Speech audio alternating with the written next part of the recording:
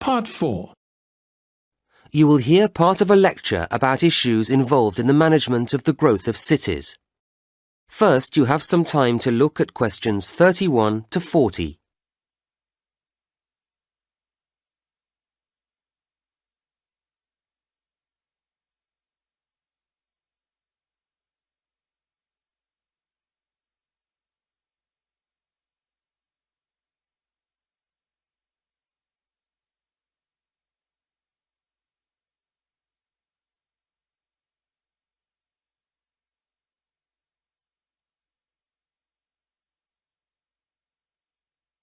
Now listen to the lecture and answer questions 31 to 40.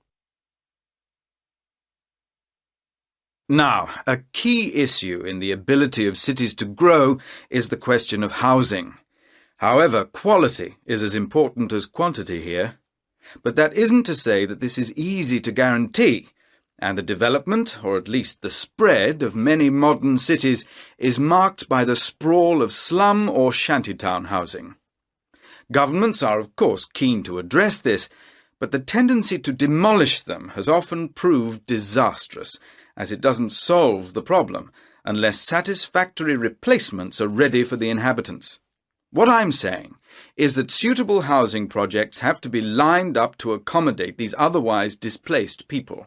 And suitable is the key word here. All too frequently, there isn't real consultation, only token gestures.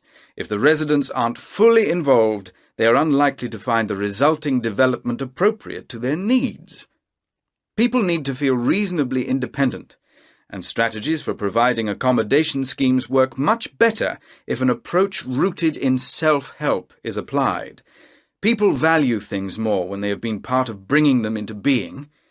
At the same time, residents can't do everything for themselves, or not well enough anyway, and so governments need to accept that a number of services will always have to be laid on. These would include electricity and water and so on. From the other side, residents need to feel able to commit. Migrants are essential to the growth of cities, bringing rapid increases in population, skills, and income. But they need to have a sense of security, of long-term commitment to the city, if they are to invest money in building or buying houses. Developing this sense of commitment isn't straightforward, and it takes time. It's complex and involves several factors. People need to feel they belong, and unfortunately too many governments fail to appreciate that community values are a crucial component of that. Sadly, there are too many housing schemes which don't work. People drift away, or the whole place becomes crime-ridden. It's easy to be wise after the event, but it is worrying that a lot of housing is put up without analysis having been carried out to examine how much employment is going to be available for people.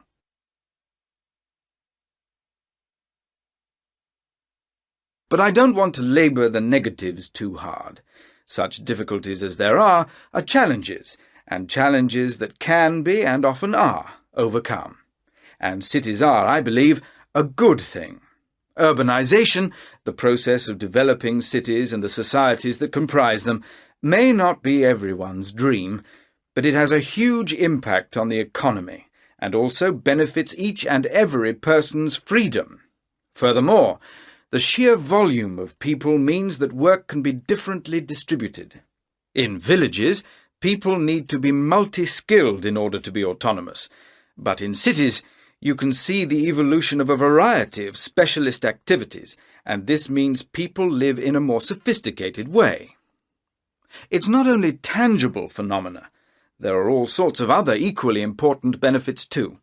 Residing in cities brings us face to face with many different ways of thinking or going about things, and this increases our degree of understanding, something which is hard to measure in scientific terms, but which surely makes better people of us all. Right, well, now I'd like to turn our attention to the suburbs.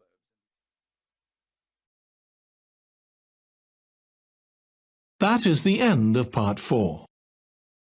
You now have 1 minute to check your answers to Part 4. That is the end of the listening test. In the IELTS test, you would now have 10 minutes to transfer your answers to the answer sheet.